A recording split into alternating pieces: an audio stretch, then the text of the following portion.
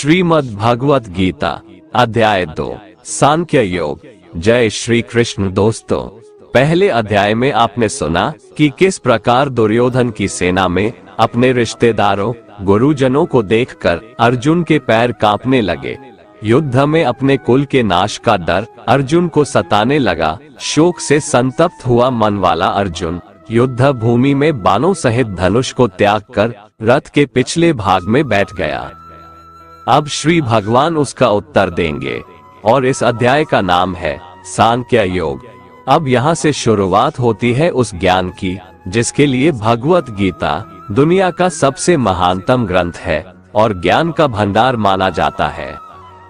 संजय धृतराष्ट्र से कहते हैं कि हे राजन, उस प्रकार करुणा से व्याप्त और आंसुओं से पूर्ण तथा व्याकुल नेत्रों वाले शोक युक्त उस अर्जुन के प्रति भगवान श्री कृष्ण ने यह वचन कहा। श्री भगवान बोले, हे अर्जुन, तुझे इस असमय में यह मोह किस हेतु से प्राप्त हुआ? क्योंकि न तो ये श्रेष्ठ पुरुषों द्वारा आचरित है, न स्वर्ग को देने वाला है और न ही कीर्ति को बढ़ाने वाला है। भगवान यहाँ अर्जुन से पूछते हैं कि हे अर्जुन, जबकि अब युद्ध शुरू होने वाला है, ऐसी अवस्था में बुद्धिमान होते हुए भी तुम्हारे अंदर ऐसा मोह कहाँ से आ गया? इसलिए हे अर्जुन, नपुंसकता को मत प्राप्त हो, तुझ में यह उचित नहीं जान पड़ती है। हृदय की तुच्छ दुर्बलता को त्याग कर युद्ध के लिए खड़ा हो जा। तब अर्जुन श्री भगवान से कहते हैं, हे मधुसूदन, मैं रणभूमि में किस प्रकार बाणों से भीष्म पितामह और द्रोणाचार्य के विरुद्ध लड़ूंगा? क्योंकि हे अरिसूदन, वे दोनों ही पूजनीय है। इसलिए इन महानुभाव गुरुजनों को न मारकर मैं इस लोक में भिक्षा मांगकर खाना कल्याणकारक समझता हूँ। क्योंकि गुरुजनों को मारकर भी इस लोक में रुधिर से सने हुए अर्थ और काम रूप भोगों को ही तो भोगूंगा। इसमें अर्जुन ने ये भाव दिखलाया है कि गुरुजनों को मारना सर्वथा अनुचित है। उनको मारकर भी क्या मिलेगा? ना तो मुक्ति मिलेगी और ना ही धर्म की सिद्धि होगी। केवल इस लोक में अर्थ और काम रूप तुच्छ भोग ही तो मिलेगा, जिनका मूल्य इन गुरुजनों के जीवन के सामने कुछ भी नहीं है। हत्या के फलस्वरूप मेरे हाथ उनके रक्त से सने हुए ही होंगे। इसलिए ऐसे भोगों को प्राप्त करने के लिए गुरुजनों का वध करना कदापि उचित नहीं है। हम ये भी नहीं जानते कि हमारे लिए युद्ध करना और न करना, इन दोनों में से कौन सा श्रेष्ठ है, अथवा ये भी नहीं जानते कि उन्हें हम जीतेंगे या हमको वे जीतेंगे। और जिनको मारकर हम जीना भी नहीं चाहते, वे ही हमारे आत्मीय धृतराष्ट्र के पुत्र हमारे मुकाबले में खड़े हैं। इसलिए मैं आपसे पूछता हूँ कि जो साधन निश्चित कल्याणकारक हो वह मेरे लिए कहिए, क्योंकि मैं आपका शिष्य हूँ। इसलिए मुझको शिक्षा दीजिए। क्योंकि भूमि में निष्कंटक धन धान्य संपन्न राज्य को और देवताओं के स्वामी पने को प्राप्त होकर भी मैं उस उपाय को नहीं देखता हूँ जो मेरी इंद्रियों के सुखाने वाले शोक को दूर कर सके। इसमें अर्जुन ने ये भाव दिखलाया है कि युद्ध में विजय पा लेने पर ज्यादा से ज्यादा मैं इस पृथ्वी पर राज्य प्राप्त कर लूंगा, परंतु यदि मुझे देवताओं का आधिपत्य भी मिल जाए तो भी वह मेरे इंद्रियों को सुखा देने वाले शोक को दूर करने में समर्थ नहीं है। इसलिए मुझे कोई ऐसा उपाय बताएं जो मेरी इंद्रियों को सुखाने वाली शोक को दूर करके मुझे सदा के लिए सुखी बना दे। संजय धृतराष्ट्र से कहते हैं, हे राजन, निद्रा को जीतने वाले अर्जुन अंतर्यामी श्री कृष्ण महाराज के प्रति इस प्रकार कहकर फिर श्री गोविंद भगवान से कहकर कि युद्ध नहीं करूंगा और चुप हो गए। हे भरतवंशी धृतराष्ट्र, अंतर्यामी श्री कृष्ण महाराज दोनों सेनाओं के बीच में शोक करते हुए उस अर्जुन को हंसते हुए यह वचन बोले। श्री भगवान बोले, हे अर्जुन, तू न शोक करने योग्य मनुष्यों के लिए शोक करता है और पंडितों जैसे वचनों को कहता है, परंतु जिनके प्राण चले गए हैं उनके लिए और जिनके प्राण अभी नहीं गए हैं उनके लिए भी ज्ञानी जन शोक नहीं करते। न तो ऐसा ही है कि मैं किसी काल में नहीं था, तू नहीं था, अथवा ये राजा लोग नहीं थे, और न ऐसा ही है कि इससे आगे हम सब नहीं रहेंगे। जिस प्रकार जीवात्मा की इस देह में बालकपन, जवानी और वृद्धावस्था होती है, वैसे ही मरने के बाद नए शरीर की प्राप्ति होती है। उस विषय में धीर पुरुष मोहित नहीं होता। इसमें श्री भगवान के कहने का भाव है कि जिस प्रकार बालकपन, जवानी और बुढ़ापा ये अवस्थाएं आत्मा की नहीं होती है, स्थूल शरीर की होती है और आत्मा में उनका आरोप किया जाता है, ठीक उसी प्रकार एक शरीर से दूसरे शरीर में आना जाना भी वास्तव में आत्मा का नहीं होता, सूक्ष्म शरीर का ही होता है और उसका आरोप आत्मा में किया जाता है। इसलिए इस तत्व को नहीं जानने वाले अज्ञानी जन ही मरने वाले का शोक करते हैं। धीर पुरुष ऐसा नहीं करते, क्योंकि उनकी दृष्टि में आत्मा का शरीर से कोई संबंध नहीं है, इसलिए तुम्हारा शोक करना उचित नहीं है। हे कुंती पुत्र, सर्दी, गर्मी और सुख दुख को देने वाले इंद्रिय और विषयों के संयोग तो उत्पत्ति विनाशशील और अनित्य है, इसलिए हे भारत तू उनको सहन कर। इसमें श्री भगवान के कहने का भाव है कि सर्दी, गर्मी, सुख दुख ये सब इंद्रियों के विकार है, इसलिए उसे क्षण भंगुर और अनित्य समझ और शोक मत कर।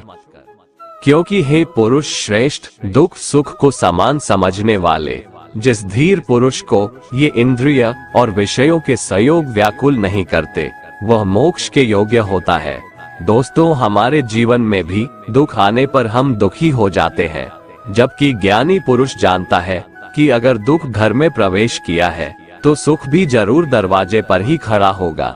इसलिए जो मनुष्य किसी भी विषम परिस्थिति से व्याकुल नहीं होता, वैसा ज्ञानी मनुष्य परमात्मा की प्राप्ति का पात्र बन जाता है।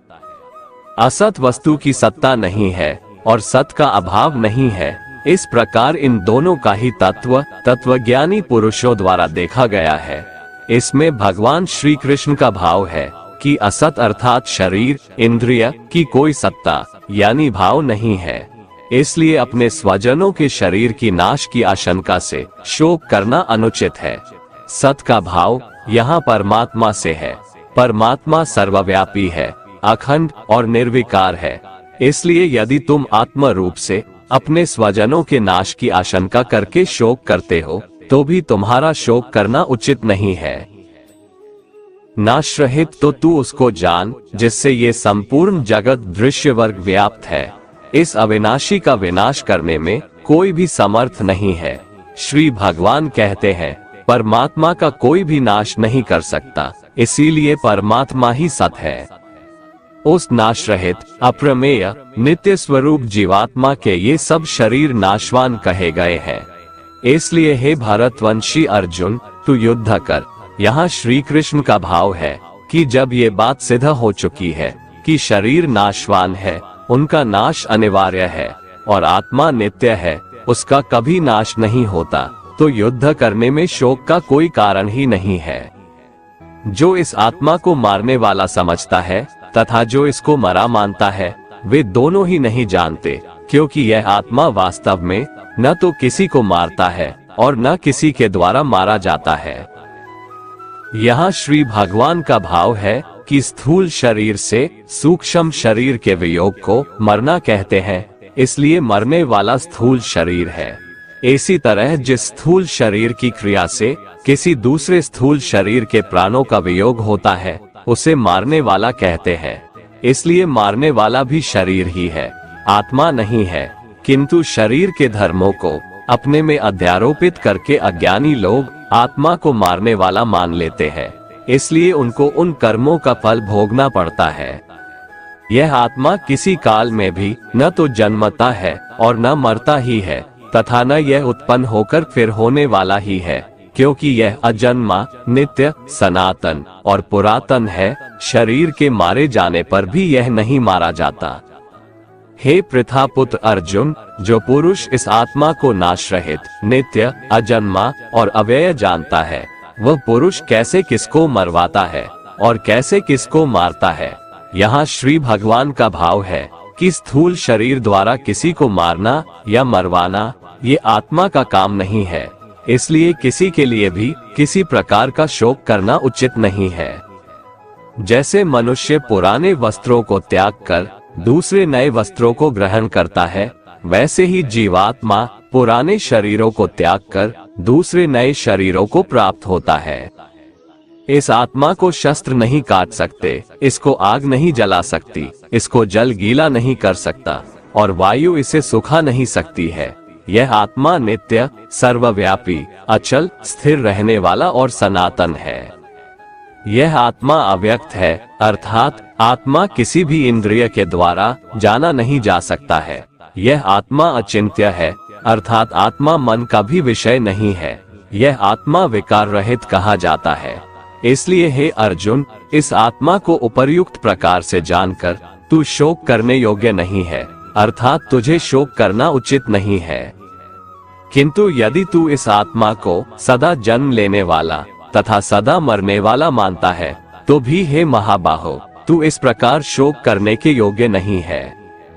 क्योंकि इस मान्यता के अनुसार जन्मे हुए की मृत्यु निश्चित है और मरे हुए का जन्म निश्चित है। इससे भी इस बिना उपाय वाले विषय में तू शोक करने के योग्य नहीं है।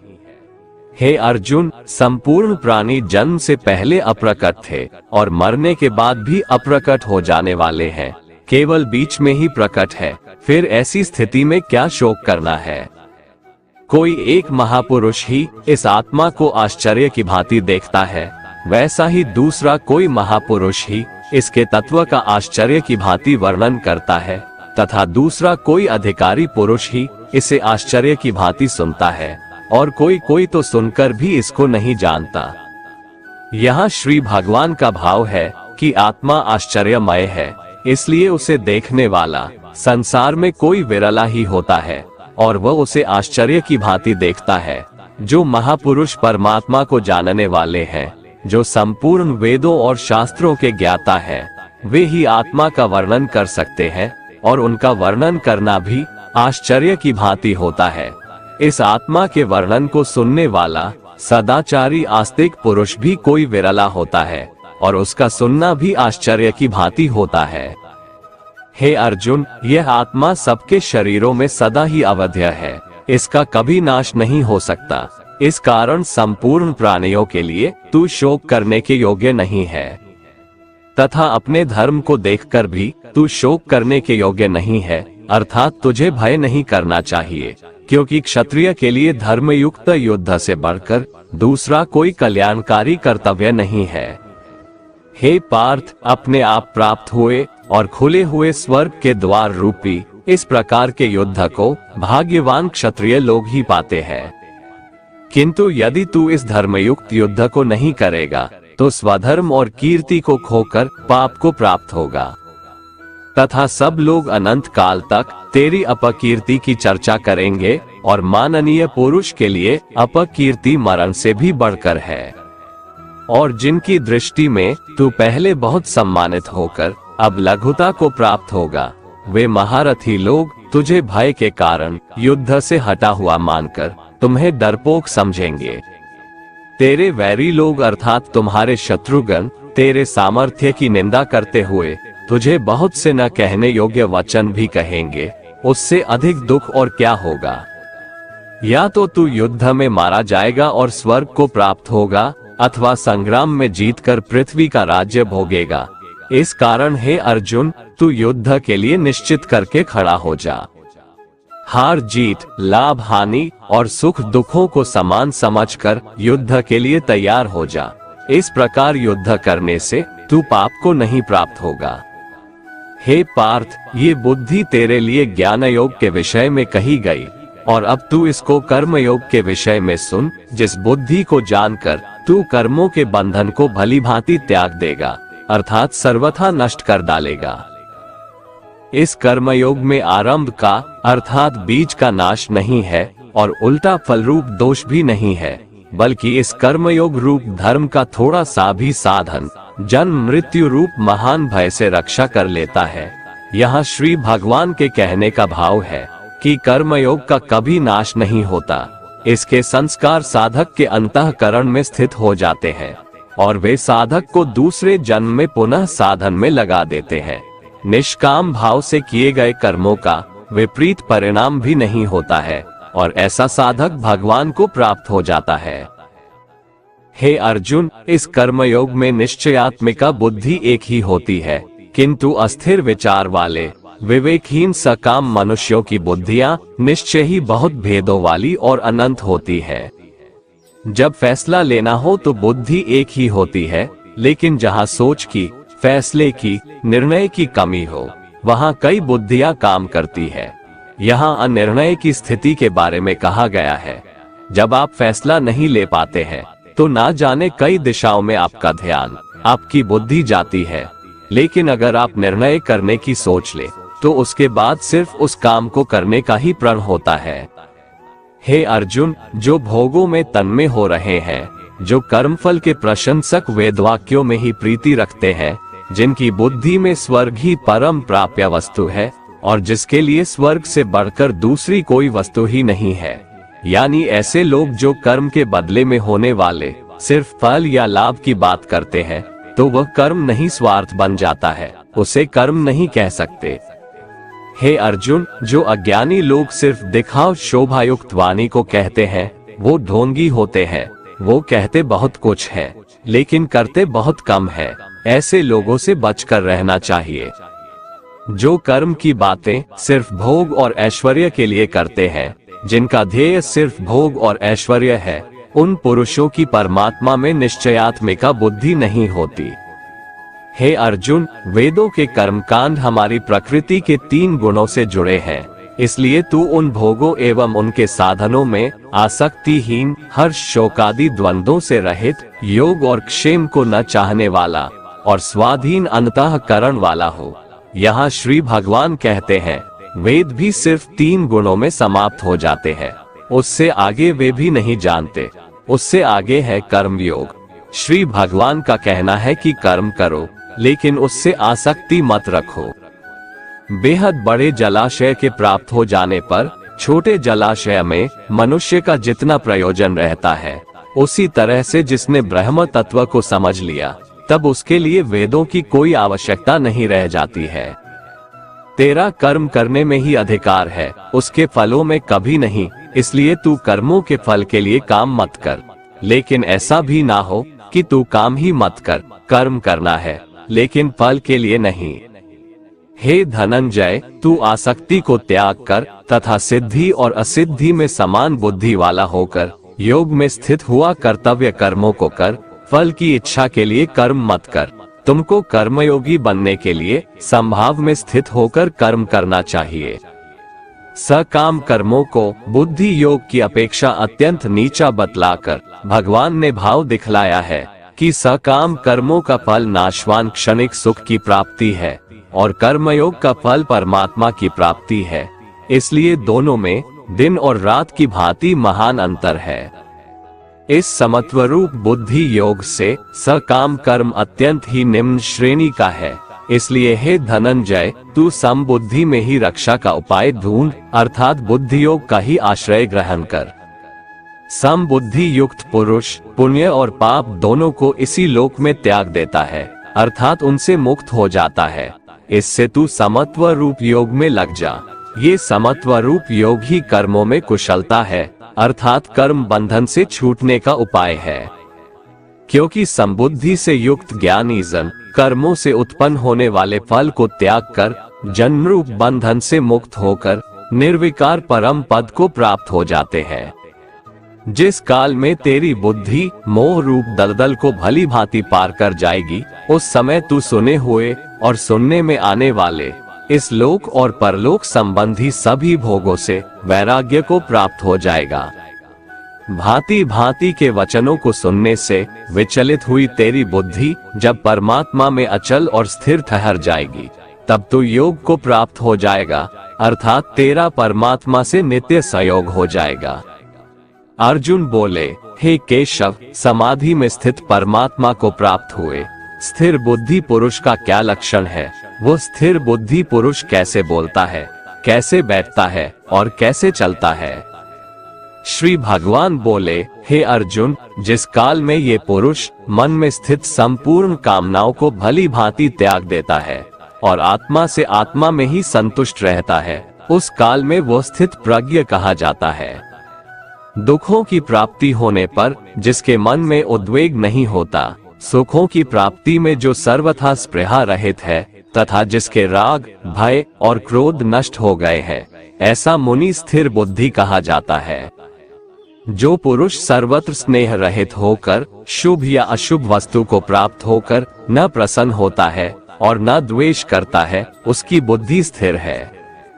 कछुआ सब ओर से अपने अंगों को जैसे समेट लेता है, वैसे ही जब ये पुरुष इंद्रियों के विषयों से इंद्रियों को सब प्रकार से हटा लेता है, तब उसकी बुद्धि स्थिर है, ऐसा समझना चाहिए। इसलिए साधक को चाहिए कि वह उन संपूर्ण इंद्रियों को वश में करके समाहित चित्त होकर मेरा ध्यान करे, क्योंकि जिस पुरुष की इंद्रियां वश में होती है, उसी की बुद्धि स्थिर हो जाती है। विषयों का चिंतन करने वाले पुरुष की उन विषयों में आसक्ति हो जाती है, आसक्ति से उन विषयों की कामना उत्पन्न होती है और कामना में विघ्न पड़ने से क्रोध उत्पन्न होता है। क्रोध से भ्रम पैदा होता है, स्मृति में भ्रम हो जाने से बुद्धि का नाश हो जाता है और बुद्धि का नाश हो जाने से उस पुरुष का पतन हो जाता है। जिस प्रकार हवा के झोंके नाव को भटका देती है, ठीक उसी प्रकार मनुष्य की इंद्रियां उसकी बुद्धि को भटका देती है। इसलिए हे महाबाहो, जिस पुरुष की इंद्रियां उसके बस में होती है, उसी की बुद्धि स्थिर है। भगवान श्री कृष्ण कहते हैं, जिस प्रकार समुद्र की स्थिति अचल है, भारी से भारी आंधी तूफान आने पर या अनेक नदियों के जल प्रवाह उसमें प्रविष्ट होने पर भी वो अपनी स्थिति से विचलित नहीं होता, मर्यादा का त्याग नहीं करता, उसी प्रकार परमात्मा के स्वरूप में स्थित योगी की स्थिति भी सर्वथा अचल होती है। बड़े से बड़े सांसारिक सुख दुखों का संयोग वियोग होने पर भी उसकी स्थिति में जरा भी अंतर नहीं पड़ता। वह योगी परमात्मा में नित्य निरंतर अटल और एकरस स्थित रहता है। जो मनुष्य संपूर्ण कामनाओं को त्याग कर ममता रहित, अहंकार रहित और स्पृहा रहित होकर विचरण करता है, वही मनुष्य शांति को प्राप्त कर पाता है। हे पार्थ, यह आध्यात्मिक जीवन का पथ है, अर्थात ब्रह्म की प्राप्ति का पथ है, जिसे प्राप्त करके मनुष्य कभी मोहित नहीं होता है। यदि कोई जीवन के अंतिम समय में भी इस पथ पर स्थित हो जाता है, तब भी वह मेरे परम धाम को प्राप्त होता है। इस प्रकार उपनिषद, ब्रह्म विद्या तथा योग शास्त्र रूप श्रीमद् भगवद गीता के श्री कृष्ण अर्जुन संवाद में सांख्य योग नाम का दूसरा अध्याय संपूर्ण हुआ। दोस्तों, अगर आपको हमारा ये वीडियो पसंद आया तो कमेंट में जय श्री राधे कृष्ण लिखें और ऐसे ही प्रेरणादायक वीडियो देखने के लिए हमारे चैनल को सब्सक्राइब कर लें। जय श्री राधे कृष्ण।